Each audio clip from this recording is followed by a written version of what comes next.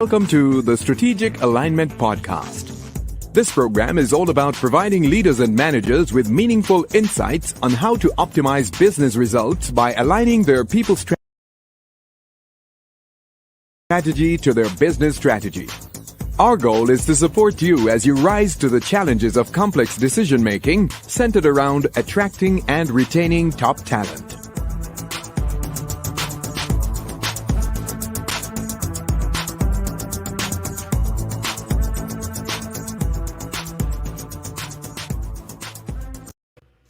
Hello, everybody. How are you doing? Welcome to another Strategic Alignment Podcast with your host, Jamie Pottinger. I'm super excited to be here with you today.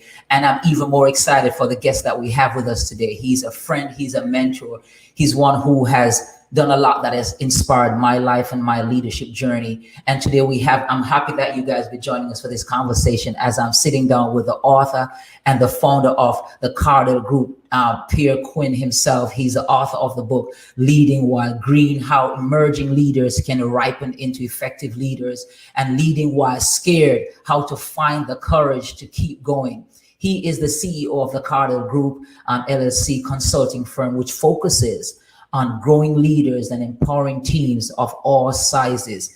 Pierre holds a graduate degrees in communication and theology from Andrews University and a certificate in executive leadership from Howard University. And when I say he is a dynamic leader, he's the one who talks about uncharted territories. Yeah, Pierre, I could keep talking all day about this guy here, his impact, his influence, his leadership, his nuggets. You name the different things that he brings to his groups and to organizations, whether corporate or small, or his coaching or his courses. The list goes on, and he'll be telling us more about that as we go on.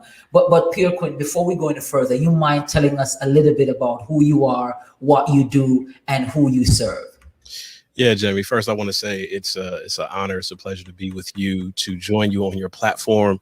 You're doing so much in this space. The conversations have been enlightening, and I consider it an honor to be added to the roster of quality content that you're putting out there for the world. So thank you for the opportunity to join me, or for the opportunity to join you in this space. And my work really centers on it, training organizations how to survive disruption and flex for the future.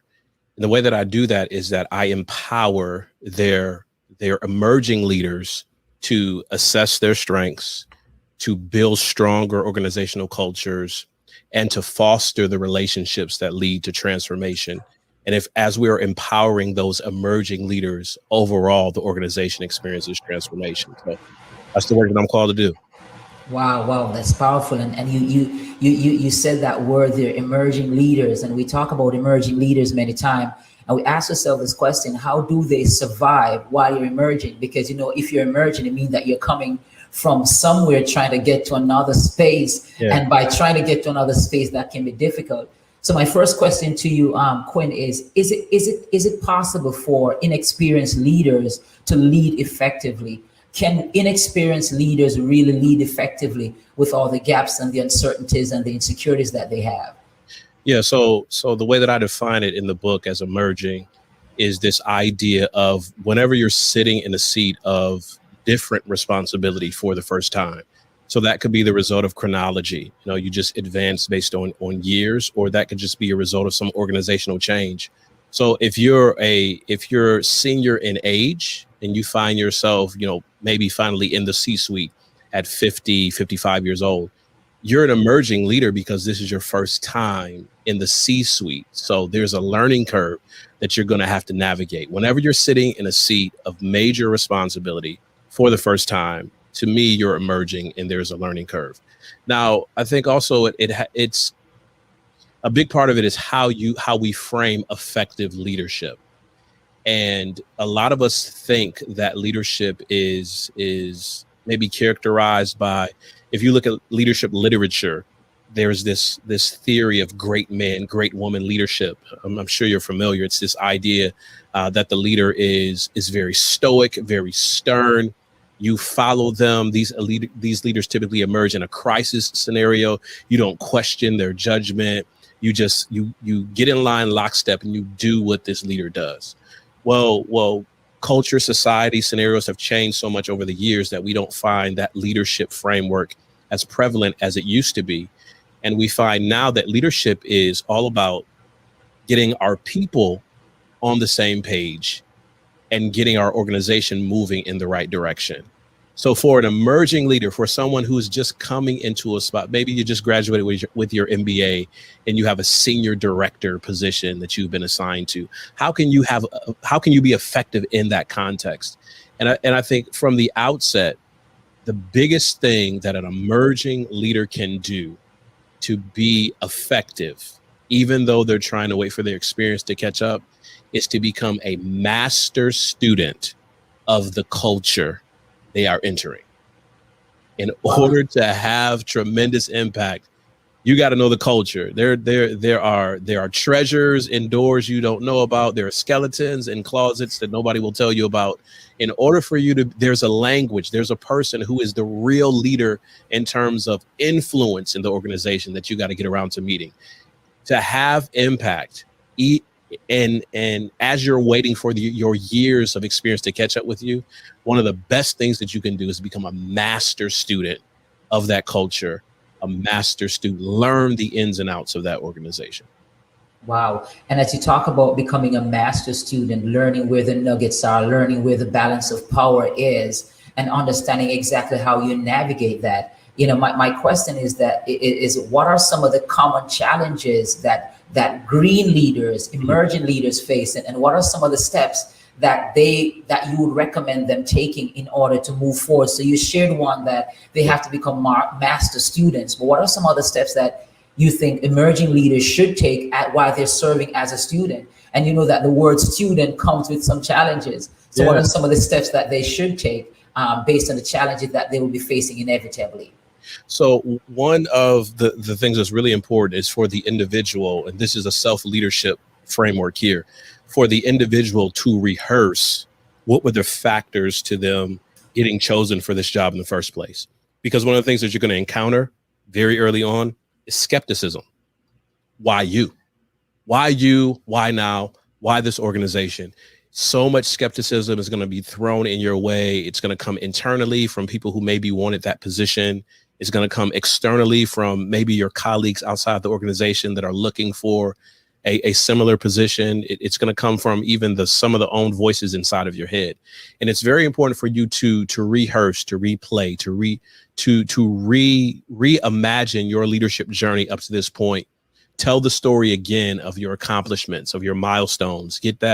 Take an assessment, sit down with somebody like you and take an assessment of your gifts, your talents, your skills, your abilities, and have that framework. So when that skepticism comes, and it comes to all of us, no matter our level, our rank of leadership, you can be reminded of some of the key components that you have. You can be reminded of some of the skills that you possess, some of the battles that you've already fought and won. Even if you're just stepping out of a collegiate setting, there are some obstacles and milestones, some challenges that you've experienced that retelling those stories to yourself will be a sense of calm and a sense of levering that happens when the skepticism comes. So a big factor is retell yourself the story of how you got there in the first place.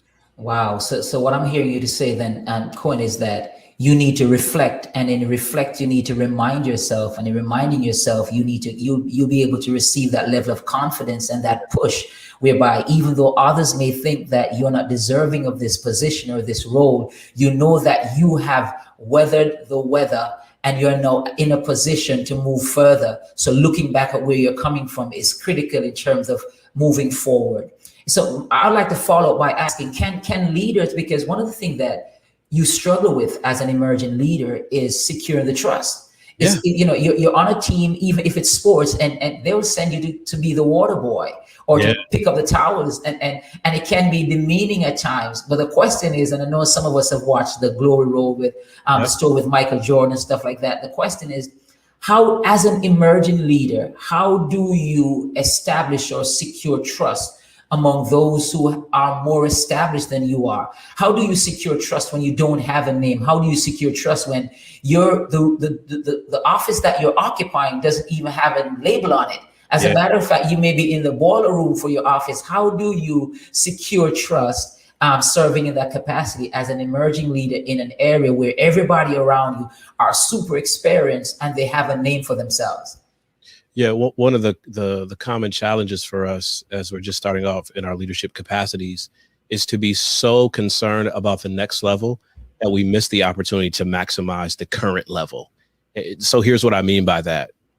Maybe my office is close to the boiler room. There's no label on the door. People don't, maybe the door gets stuck from the outside and I have to knock on it for somebody to open it and let me out. And you're thinking, I have no visibility in this place. I have no recognition. How am I going to climb out of this spot to get to the level that I feel aligns with my potential and even my calling in some respects? And I would say, how well do you send out emails? And it sounds like a really silly question, but the reason behind the question is you can maximize something as small as the quality of your email correspondence, so that every time I get an email from Pierre, it is succinct, it is clear, it has a call to action, it brings some perspective, it maybe brings a dash of humor or lightens the load of my colleagues, so that now the running narrative is, and Pierre sends such great emails. And now you're maximizing a small opportunity. Even if you were just a person in an in-person setting, in an office context, depending on where we are in the back to physical work narrative, what if you're the person that just makes the Starbucks orders for everybody? If you're a coffee drinker, could it be said about you that whenever you order Starbucks for the office, the orders are always right because you're meticulous to detail? Could it be whenever you're setting up for a meeting, whenever you're setting up for a Zoom call, that you have all of the tech aligned and your slides are always ready to go? You have a backup system, so if something happens, you can press unmute on your phone and still be there while you're getting your computer restarted. Those are small areas, but they're big, because if you can maximize a small window of opportunity, and listen to me, leaders, if you can maximize a small one, the greater majority of the time, you'll get a little bit bigger one at a time. Because Stephen Covey, speed of trust only happens over time, and you can only move your organization at the speed in which they trust you, and trust does not happen quickly. So if you're on a team and the only thing that they want you to do is refill the copy machine with paper. I know a lot of us are digital. We don't use copy machines anymore, but some innocuous task that you think is meaningless, what we neglect to maximize, because we don't talk about this in school, that whenever you're doing those seemingly meaningless tasks, somebody is watching you. And if you perform with excellence in the small things, the organization will begin to trust you with larger things, and your influence and your ability to lead will gradually increase. Wow, that's powerful. And what I'm hearing you to say, Pierre, is that the strategy is to ensure that whatever you're given, you put all your energy and your effort in it. And I forgot the name of the guy who wrote this book, Atomic Habits. He made mention of the process of getting you to where you want to be. And it starts out with the simple thing that you're entrusted with, as you made mention. Create a strategy that allows you to do the best at it. And as you're saying, once you do that, you will be recognized. And once you're recognized, your latitude will be expanded. And when that happens, it means that you have more leverage. And by having more leverage, people want to hear what you have to say. And once you have the mic, the game is over. It's now your time to spin the tape, right? So that's super powerful, because I think what happens many times, Pierre, is that we overlook the small things, forgetting that the big things were once small. Mm-hmm. And because we overlook the small things, and in an effort to get to the big things without the small things, then we end up getting there and we become a one-hit wonder, because we could get ourselves in the door or in the room, but we can't remain there. So that's important for everybody that's listening. I hope you're writing these things down, because that was just powerful there. But I'd like to have a spin-off question on that, Pierre. And the question is, many times when emerging leaders are in certain positions and they see an opportunity to move forward, many times they're tempted or tested to belittle their morals or their standards to get ahead. Yeah. What do you have to say about that? We're talking about leading emerging leaders. We're talking about leading while green, and we'll hear more about that later. But what do you have to say to emerging leaders who feel the need to belittle their standards and their morals just to achieve that position or to keep moving up on the ladder? Yeah. So the character play is the long game. Integrity is the long game. Doing the right thing for the right reason because nobody is looking is the long game. Cutting corners, doing things that will sabotage your integrity and your character just to get ahead is the short game. And you'll have short-term success. There are even people who have had longer tenures because of nefarious activities. But a couple of things happen. Number one, you begin to lose the ability to get rest. Like you just can't sleep at night because you're wrestling with, how do I keep covering up the things that I've done in secret to get me to the place?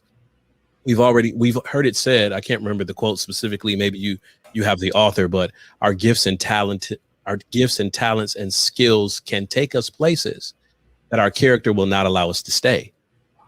And it's a question of, do you want to play the long game or the short game? And I get it. I've been there before. The long game, you've watched people who've taken shortcuts, who've manipulated, who've lied, cheated, who've stolen, who have done backroom deals to get certain positions. What happens though is that eventually, once they get to those spaces, you see in a greater spotlight what an ineffective leader looks like. So for some of us, one of the best things that we can do, especially as we're starting out in our journey as leaders, is as we're looking for the next opportunity, do that self-check, do that character check and ask yourself, hey, does my character align with what this position entails?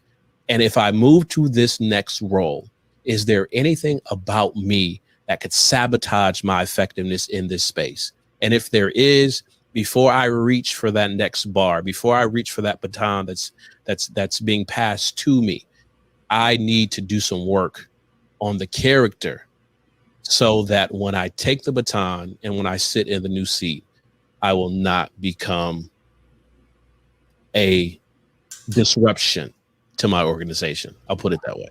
And what you're also saying is that what lies at the heart of it, or the foundation of it, is awareness. Yeah. Being aware, as you made mention in your opening statement, understanding your strengths, understanding your battles, but also being aware exactly where you stand when it comes onto your standards and your principles, and not taking a shortcut to doing that painting, because you'll have to live with that painting after you have done it, because that's who you've become. And I like what you said when you said that you could choose to climb and then not being able to sleep at night. So, and if there's one thing that leaders need, you need rest in order for you to think clearly. Because without rest, then you're without health, and without health, then mean that you cannot even enjoy what you've achieved. So that's powerful right there. My next question to you, Pierre, is, in this book that you write, Leading While Green, was there any eye-opening experiences that you have had as an emerging leader who was green, that allowed you to recognize the importance of not just trying to skip that phase of the process, but going through it and facing all the challenges, and understanding also that some path may not be yours to take you to the next level? Is there any experiences or it's up to you to share that has really impacted your leadership and impacted you even writing this book, that has influenced a great deal of people who have read it? This is an exclusive, Jamie, because I don't think I've told this particular story before. So this story actually comes post-book. It comes after the book was completed, and I held my first leadership conference. This is 2016. My first leadership conference, and I invited people to pay to attend. There were about 35 leaders in the city that had joined me or were signing up for this experience. And I realized that the only thing that I had slated for the conference were the teaching portions that I was working on. I was missing so many key components. I was missing someone to do registration at the table. I was missing a videographer to capture the moments. I was missing someone to do some introductory remarks. I was missing some other teaching components, some other voices in the room that would provide a different perspective on the experience. And I had to, at first, I started to think of myself as a failure, because sometimes when the narrative is given in the world, the assumption is you should be able to do everything yourself. Such a mistake. As leaders, we need to quickly understand and realize the things that you can do, the things that only you can do, versus the things that you like to do, but somebody else should be doing, versus the things that should not even be close to your plate at all. And I had to humble myself and make phone calls and send emails and, even recruit my wife and some friends to help me out, to say, hey, I have this piece, I have this component, I have this section that people are looking forward to enjoying, but it won't happen without all of these other pieces. And can you help me bring this thing to life? And it's important as leaders to recognize, yes, you have a gift, a talent, a skill, a training, a degree, but those things are only enhanced in concert with people who can do things much better than you can. Or maybe sometimes they can't do it to the degree or level that you're looking for, but their bandwidth, they have more time and more availability, and it becomes a coaching moment for them as you're seeking their help and support. So it's very important as a leader. Here's what I can do. Here's how I maximize what I bring to the table. And also, here's where I need help to maximize my offering, because you literally cannot. Can you imagine me trying to do registration and run the camera and speak for the entire 3 hours and greet people, send them to the next section, all of those things? It would have been a disaster. But so many of us as leaders, that's what we do. We try to do everything ourselves, and it ends up as a failure because somebody taught us along the way that we have to do everything ourselves. And it's usually a lot of emerging leaders that fall victim to that premise. I like how you say that. And I think it reminds me of an old African proverb that says that by yourself, you can go fast, but with others, you can go much further. Yeah. And oftentimes as emerging leaders, we forget that we're still wet behind the ears in some sense of the word, and we're still learning, and we still have capacity to move forward. And nothing is wrong with seeking help. Nothing is wrong with saying that I've messed up. Nothing is wrong with saying that I still have ways to go. Mm-hmm. But what happens sometimes is that when we are faced with those minute failures, what we end up doing is that we label ourselves as failures, and we then wave the white flag in the face of the opportunity, as you said, to be coached, to be mentored, and we turn our backs on our purposes and our dreams. Mm-hmm. And that leads me to another question here, Pierre, as we're looking to wrap it up, is what do you have to say to emerging leaders who constantly face challenges because of their skill set? So, you have some emerging leaders who their skill set allows them to shine the very first day on the job. For whatever reason, they're shining on it's like a Kobe Bryant in the NBA, even though he didn't shine as well as people thought he would, but you could tell that he had a pedigree with him. And and players like those, people like those, they get a lot of flack in the locker room. Mm-hmm. Who do you think you are to be walking up in this building thinking that you own this building?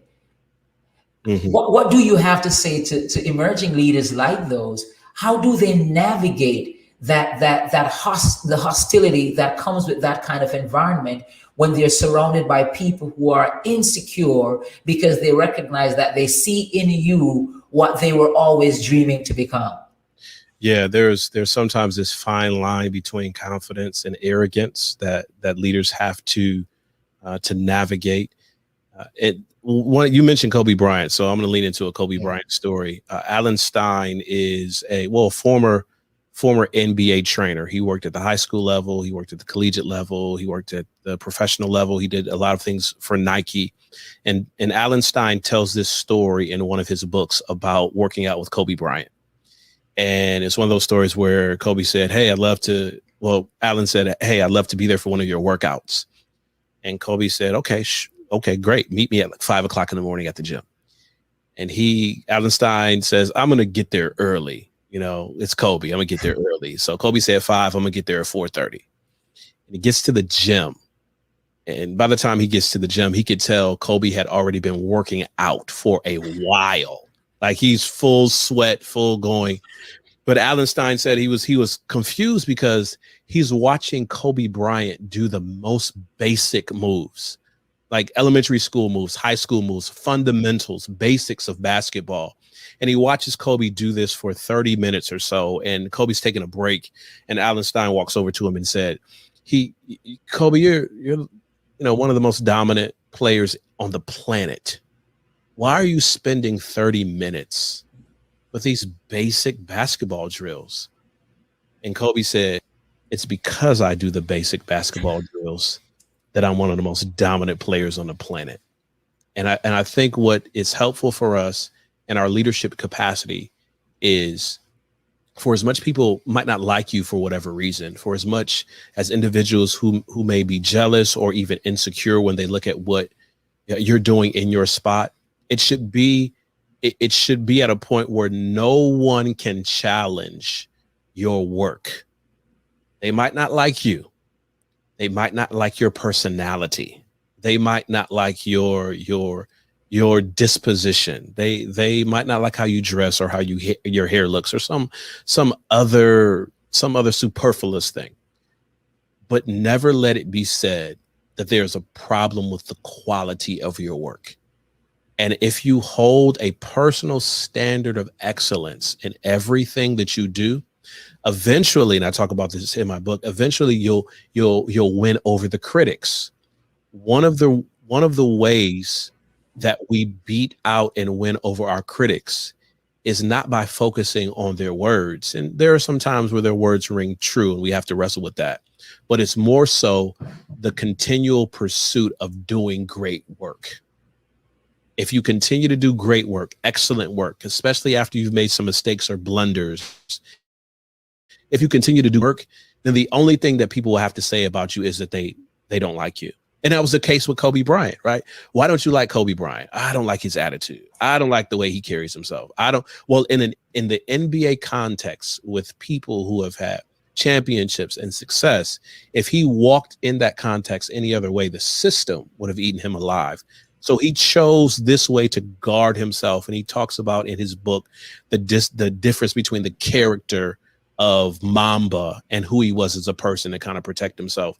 But it was all about, I don't like his attitude. I don't like his disposition. I don't like the way he carries himself. But a lot of people who said that would also follow that up by saying, man, he's a heck of a player. He's so great at the game. And it really bothers me because I don't like him.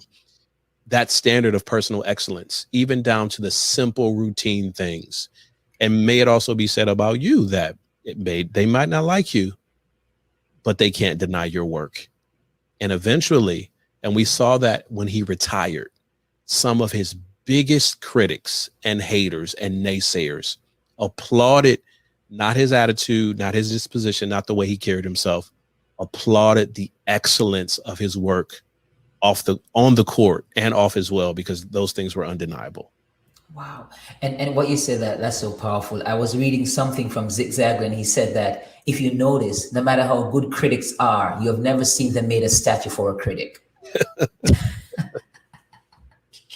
and you're so right. And just to tap into what you just made mention is that as an emerging leader, what I'm hearing you to say is that as an emerging leader, if you exhibit quality work and commitment to the small things, you will convert your critics into cheerleaders at some point, because you're committed to what you're doing, you're committed to your craft, and let's face it, you will not always be liked. Some of the greatest guys on earth, Mahatma Gandhi, Marcus Garvey, Nelson Mandela, Dr. King, those guys had haters. But what happens in the long run, their legacy lived beyond even their haters, because they were committed to the small things, they were committed to quality, and they were committed to service. Pierre, I'd like for you, as we're wrapping it up, to just, is there anything that you like to share about this book? I've read this book. It's a powerful book, Leading While Green. It has helped me a great deal as a leader in terms of navigating tough path. And what I've recognized is that leading while green, or for emerging leaders, as you said earlier, is not just about new into the work field or into leadership. Once you're into something new or you have been promoted, you are green in that space. Yep. And the fact is, how do you ripen yourself so that you could not just stand out, but you could dominate and you could show quality work? What do you have to share about that? Is there any other nuggets you want to leave with us from that area? Yeah, so 3 things I want to share before we run out of time here. You know, to really continue to leverage the opportunity that you have, it's very important to add to all of the things that we shared. 3 additional things. Number 1 is ask more questions. There is a window of opportunity when you first step into a space and everyone recognizes that maybe you don't know, or you don't have the experience level, or you're trying to learn the culture. There is a space, a window of time where people are open to dialoguing with you about what you don't know. A common mistake is that we don't ask enough questions during that window, and then we start to subsequently ask them when the window closes, and we don't get the same receptivity. So early on, ask more questions than you think or feel comfortable asking, because that window is there. After you ask the questions and begin to get some connection, it's very important that you learn to take great notes. I had a professor say this a while ago. How did he put it? People forget, but paper remembers. People forget, but paper remembers.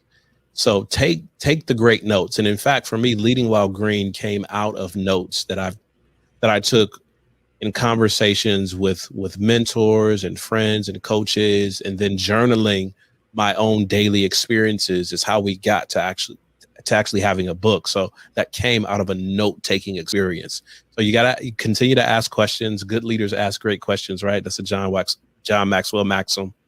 Ask the great questions, take great notes, because people forget and paper remembers. And here's the third one. And, we got to do a follow-up conversation to talk about, leading while scared. The third one is deal with your internal challenges before they become great problems. So ask great questions, take great notes, and deal with your internal challenges before they become great problems. And what do I mean by that? I mean that everyone in some capacity needs a mentor or coach or colleague or mastermind group or accountability partner. If you're a person of faith, a prayer partner, a spiritual coach, whatever the framework is for you, you need someone to come alongside you, to hold you accountable, to stretch you, to help you walk through some of the maybe challenges that you've had early on.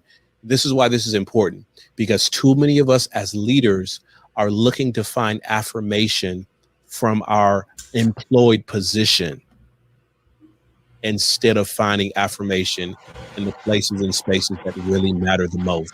We are making our job fill a hole that it was never designed to fill. And we need other people to help walk with us, coach us, train us, stretch us, mentor us, so that we can get those gaps from our internal weakness filled in, so that we can truly rise to be the leaders we were called to be. So ask great questions, take great notes, and deal with your internal challenges before they become great problems that ultimately derail you and your leadership. Wow, that's powerful, Pierre, powerful. And as you said, guess what? Question your way to clarity and engagement, and make use of the honeymoon period. That's when nobody's mad at anybody. Ask the questions, then they will take your novice-like approach as something that is cute. It's just like dealing with babies. They give babies just about everything. So because you're a baby in that position, just keep asking. They will give it to you because it looks cute for them to do it. But before we go, Pierre, I'd like for you to share exactly how they could find you, how they could purchase the book Leading While Green, and also share about the next book, because I'm going to close off by telling them about what will be happening next, because we'll be back in this very same space to do a part 2 of this. Yeah. So my book, Leading While Green: How Emerging Leaders Can Ripen into Effective Leaders. The best place to get that is actually on Amazon. Just go to Amazon.com and type in Leading While Green. You'll see it there. It'll have a green banana on the cover of the book. So it's some pretty cool reviews of the book there as well. And the best place to connect with me is on my website. That's pierrequinn.com. Pierre, the letter C, pierrequinn.com. That's the best place to get connected. Wow, that's powerful. Thank you very much, Pierre, for joining me today. And again, guys, we'll be having a part 2. We talked about leading while green. We'll be talking about leading while scared. So you can't afford to miss that. Again, my name is Jamie Pottinger, speaker, coach, and trainer with the John Maxwell team, and a strategic alignment expert with Pottingers and Associates. And it's always super nice to have you joining us for the Strategic Alignment Podcast. And guess what, guys? Stay tuned, because my man Pierre Quinn will be with us again as we take the next part of this conversation. So please follow us on Facebook and Instagram and YouTube and LinkedIn. Please look out for us and tell your friends about us, because we are here to enlighten the dark areas of leadership, to give you the tools that you need to be the best in your space. Thank you and have a wonderful day. Thank you for listening to the Strategic Alignment Podcast. We hope you enjoyed this episode. Please subscribe to our podcast by visiting our website at www.pottingerandassociatesconsulting.com.